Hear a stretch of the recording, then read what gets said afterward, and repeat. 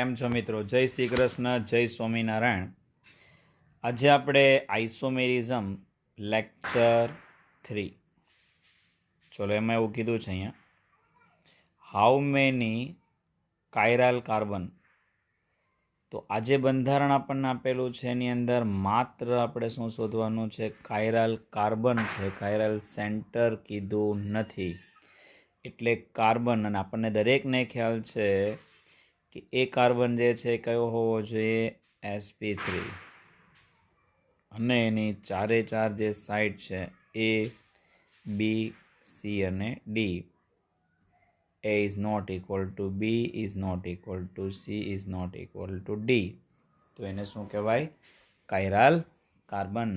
તો ચલો જોઈએ. પહેલા અહીંયા જોવા, તો અહીંયા તમે જો તો ઉપર અહીંયા એક એચ લઈ લેવાનો, બાકીની ત્રણેય સાઈડ અલગ છે એટલે એક થયું. આ બીજું અહીંયા છે, ત્રીજું અહીંયા નહીં, અહીંયા બે હાઇડ્રોજન હોય એટલે અહીંયા પણ નહીં, આ પણ નહીં. ચલો અહીંયા જો તો આ છે, અહીંયા પણ છે, ચારેય સાઈડ અલગ છે. આની પણ ચારેય સાઈડ અલગ થશે. અહીંયા નહીં, કારણ કે અહીંયા બે હાઇડ્રોજન છે. ચલો આ ગણો તો આની પણ ચાર સાઈડ અલગ થશે. આ કાર્બન નહીં, કારણ કે અહીંયા પણ બે હાઇડ્રોજન છે. અને આ અહીંયા જે કાર્બન છે એ બધા sp2 વાળા છે. અહીંયા જે કાર્બન છે એ બી બધા sp2 વાળા છે, એટલે એ કાઉન્ટ થશે નહીં. તો ટોટલ કેટલા થયા ગણીએ. ચલો, 1 2 3 4 5 6 7, અને અહીંયા એક છે 8. ટોટલ થશે કેટલા? 8 થશે. ક્લિયર? 8 માટે આન્સર શું આવશે? 8. આગળ આપણે જોઈએ. હવે આમાં કાયરાલ સેન્ટર શોધવાના છે. પહેલામાં માત્ર કાર્બન હતા, આમાં સેન્ટર છે. Same rules. તો અહીંયા જો આ એક, આ એટલા માટે નહીં, બે હાઇડ્રોજન છે. ચલો પછી અહીંયા એક આવશે, એટલા માટે નહીં, અહીંયા બે સરખામાં હાઇડ્રોજન સમાન છે. આ પણ આવશે. એટલા માટે નહીં, બે હાઇડ્રોજન છે. આ આવશે. ચારેય સાઈડ અલગ છે એટલે આ પણ આવશે. આ નહીં આવે, આ પણ નહીં આવે, આ પણ નહીં આવે. પછી એક આ આવશે, અહીંયા નહીં આવે કારણ કે બે સરખા હાઇડ્રોજન છે. તમને આ જો વૈરો આ સાઈડનું એ પણ નહીં આવે. એનું રીઝન એ છે કે અહીં તમે જો આ ભાગ, આટલો ભાગ ને આ ભાગ, આ બંને સેમ ટુ સેમ છે, માટે ગણાશે નહીં. તો હવે ગણી લઈએ કેટલા થયા. 1 2 3 4 5 ને 6. આમાં કેટલા આવશે? 6. ક્લિયર? સેમ ટુ સેમ જ છે. આગળ હતું તે સેમ તમારા રીતે જોવાનું છે. ચારેય બાજુ અલગ હોવી જોઈએ તો તમે એને કાયરાલ સેન્ટર કહી શકો છો. 13માં જો ઓપ્ટિકલી ઇનએક્ટિવ. તો સૌથી પહેલાં ઓપ્ટિકલી એક્ટિવ માટે જો પહેલી વસ્તુ આપણે ડિસાઇડ કરી દઈએ કે જેનામાં પ્લેન ઓફ સિમેટ્રી છે અથવા સેન્ટ્રલ ઓફ સિમેટ્રી છે, આ જેમાં હાજર હશે એ લોકો ઓપ્ટિકલી એક્ટિવ નહીં હોય. અને જેનામાં આ હાજર નહીં હોય એ લોકો જે ઓપ્ટિકલી એક્ટિવ હશે. તો પહેલી વાત તો એ. અને એક બીજું જે છે એમાઇન છે, ઇન્વર્ઝન છે, જે અપવાદમાં આવે છે. અહીંયા ધારો કે R1 છે, અહીંયા R2 છે, R3 છે, R1 R2 અને R3. તો એનું ફાસ્ટ ફ્લિપિંગ થાય, મીન્સ કે એનું ઇન્વર્ઝન થયા કરે છે. ઇન્વર્ઝનને કારણે આમાં કાયરાલ સેન્ટર હોવા છતાં, આમાં જો એમાઇન સંયોજનમાં કાયરાલ સેન્ટર છે, R1 અલગ, R2 અલગ, R3 અલગ અને લોન પેર, છતાં પણ તે પ્રકાશ ક્રિયાશીલ નથી. એટલે આ જે છે એ કેવા આવશે? ઇનએક્ટિવ. શું આવશે? ઇનએક્ટિવ. આન્સર તો આપણને ખબર પડી ગઈ કે આન્સર આવશે એ. ચલો બાકીના પણ આપણે જોઈ લઈએ. અહીંયા લોન પેર તો જો 1, 2 આખું ત્રીજું ગ્રુપ, ચોથું ગ્રુપ અલગ અલગ છે.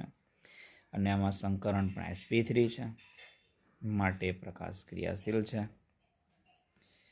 ડીમાં જો એમાં બી 4 4 અલગ છે, પ્રકાશ ક્રિયાશીલ છે.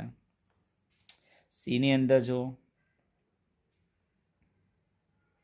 એમાં કમ્યુલિન સિસ્ટમ જે છે એની અંદર આપણે આ રીતે જોઈએ છે કે અહીંયા એ હોય, બી હોય, બરાબર, એ અને બી અને એ ઇઝ નોટ ઇક્વલ ટુ બી હોય તો એ પણ પ્રકાશ ક્રિયાશીલ છે. આ બી પ્રકાશ ક્રિયાશીલ થશે. તો 3 પ્રકાશ ક્રિયાશીલ થયા, માત્ર એ જે પ્રકાશ ક્રિયાશીલ નથી. તો આ પ્રકાશ ક્રિયાશીલ હોવાનું મેઇન રીઝન શું છે? જો આ લોકો તો પ્લેનમાં છે જ, પણ આ જે છે એ પ્લેન ન હોય, પણ પ્લેન જે છે એના લંબ હશે. અને લંબ હોવાને કારણે આની અંદર પ્લેન ઓફ સિમેટ્રી જોવા નહીં મળે. અને પ્લેન ઓફ સિમેટ્રી જોવા ન મળે એને કારણે આ લોકો પ્રકાશ ક્રિયાશીલ હોય છે. માટે આન્સર તો આપણને પહેલેથી ખબર જ હતી કે આવી જ ગયો છે, છતાં બી, સી અને ડી એ શા માટે એક્ટિવ છે એનું પણ આપણને નોલેજ હોવું જોઈએ. ચલો 14માં જોઈએ. તો એના માટે આપણે નીચે બતાવીએ મિકેનિઝમ વાઇઝ.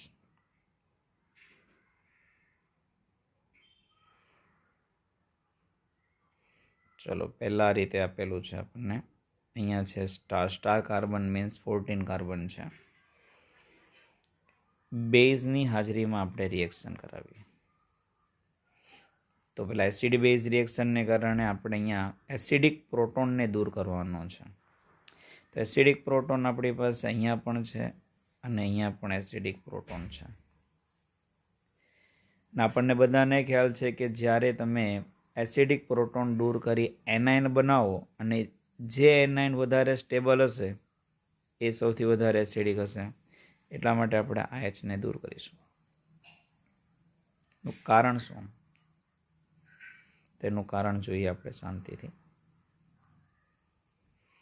અહીંયા જુઓ, અહીંયા એનાઇન બન્યો તો એનાઇન જે છે એનું શું થશે? રેઝોનન્સ થવાનું છે. અહીંયા આપણે સ્ટાર આપી દઈએ. તો ચલો રેઝોનન્સ બી કરાવી દઈએ એનું. તો રેઝોનન્સને કારણે આપણો આન્સર કેવી રીતે આવે છે જુઓ. અહીંયા આવશે ડબલ બોન્ડ, અહીંયા થઈ ગયું OH, ઉપર ખુલી ગયું એટલે થઈ ગયું માઇનસ. અહીંયા પાણી જે છે એમાંથી એનું પ્રોટોનેશન થશે. પાણી તો સિસ્ટમમાં હાજર છે જ, એટલે -H2 અહીંયા H2O કરી દઈએ તો H2 એટલે H3O+ ની હાજરીની અંદર આપણે જોઈએ H3O+ ની હાજરીમાં શું થશે? પ્રોટોનેશન થશે. પ્રોટોનેશનથી આપણને ફાઇનલ પ્રોડક્ટ જે છે એ કઈ રીતે મળશે? આ મળી ગઈ. હવે આપણે જોઈશે એની ચલરૂપકતા, ટાઉટોમેરિઝમ. ટાઉટોમેરિઝમ કરે આપણે તો આન્સર આપણને આ રીતે મળે છે. અહીંયા single double bond oxygen, hydrogen જે છે અહીંયા આવી જશે અને ઉપર આવી જશે OH, મીન્સ કે આ તમારો સ્ટારવાળા કાર્બન પર શું થયું? કાર્બન ડબલ બોન્ડ ઓક્સિજન અને એની બાજુવાળાની અંદર OH. તો આવો ઓપ્શન આપણને ક્યાં મળે છે? બીમાં. તો આ શું છે? ચલરૂપકતા. જે એસિડિક મીડિયમ અને બેઝિક મીડિયમ છે, તો આ ક્વેશ્ચન છે બેઝિક મીડિયમમાં ચલરૂપકતાના આધારે. જો કે આપણે આ મિકેનિઝમ વાઇઝ જોઈએ, ડાયરેક્ટ બી તમે ચલરૂપકતાથી આન્સર લાવી શકતા હતા, પણ આ રીતે આપણે જોવાથી થોડીક વધારે આઈડિયા આવશે. તો આન્સર શું થશે? બી. 15માની અંદર જો તમને શું કહેવામાં આવ્યું છે? Which of the following compounds might be useful to chemist trying to increase the optical purity of the sample.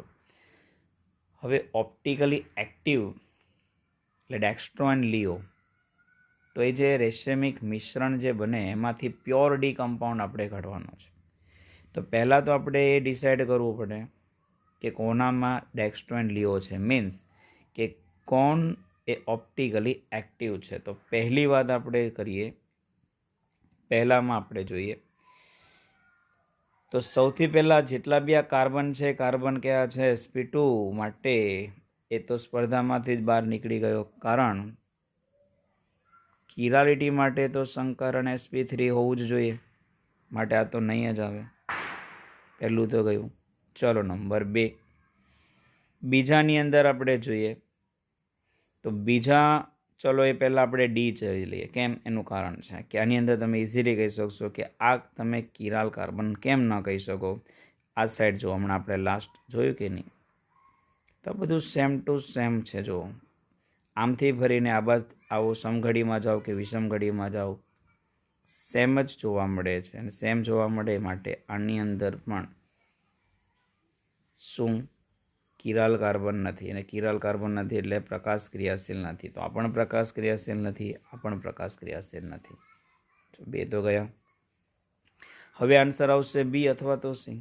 તો બી અને સીની અંદર આપણે થોડોક વિચાર કરીએ તો આ બંધારણ મેં જો અહીંયા જે છે ને એની જગ્યાએ પીએચ લખી દીધું છે અને બાજુમાં બંધારણ બનાવી દીધું છે.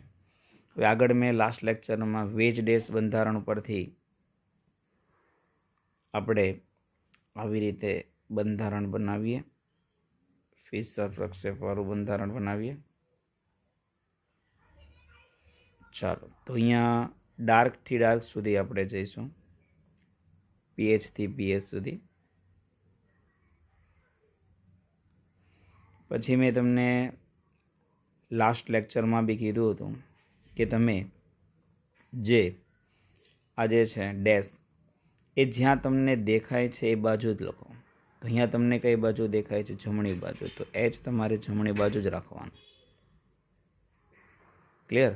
તો આ બાજુ હું લઈ લઈશું અને વિરુદ્ધ બાજુ COOH. સેમ અહીંયા તમને કઈ દિશામાં દેખાય છે? તો એ તમને ડાબી દિશામાં દેખાય છે, તો એને ડાબી બાજુ લખો. તો અહીંયા COOH. તો એક આ બનાવો ને કે એની મિરર ઇમેજ બનાવશો, મીન્સ કે આની અંદર DL તમને જોવા મળશે. આ એક પોતે હવે મિરર ઇમેજ બનાવશું તો ડેક્સ્ટ્રોલિયો તમને બેનું મિશ્રણ જોવા મળશે આની અંદર. હવે બીજી વાત કરીએ સીની. તો સીમાં પણ આપણે લઈ લઈએ, જો ડાર્ક લાઈન કરી દઉં છું તમને બ્લેક. ઉપર પીએચ, નીચે પીએચ. શું કીધું તમને? જે ડેશ ફોર્મ છે એ જ્યાં તમને દેખાય છે ત્યાં જ લખો. એચ અહીંયા, તો સામેની બાજુ COOH.